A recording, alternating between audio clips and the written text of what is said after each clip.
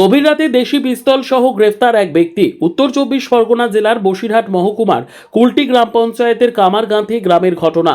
Police সূত্রে জানা যায়, গতকাল গভীর রাতে গোপন সূত্রে খবর পেয়ে হারোয়া থানার ভারপ্রাপ্ত আধিকারিক পারভেজ আলমের নেতৃত্বে কামারগাঁথি গ্রামে হানা দেয় পুলিশ।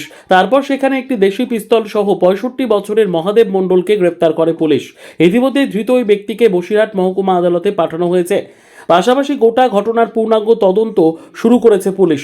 ওই ব্যক্তির কাছে ভোট পরবর্তী সময়ে দেশি পিস্তল কিভাবে এলো, কেন এলো এবং কী উদ্দেশ্যে তিনি পিস্তল রেখেছিলেন সেটিও জানার চেষ্টা করছে পুলিশ আধিকারিকরা।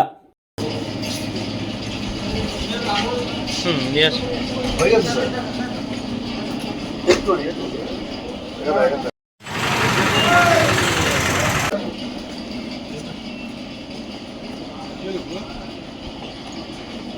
মারিস না আমার এরকম মারবে নেই কিন্তু কি মারাচ্ছি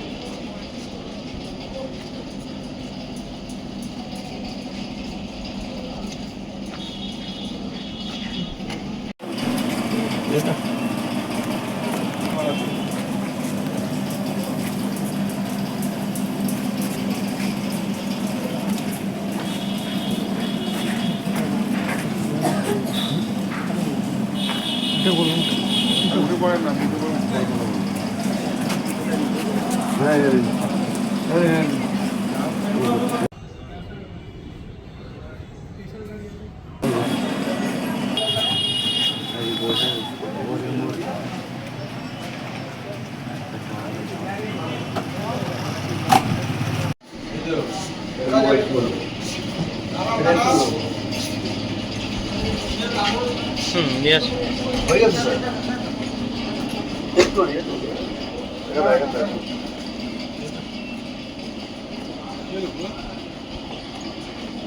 মারিস না আমার এরকম মারবে নেই কিন্তু কি মারাচ্ছি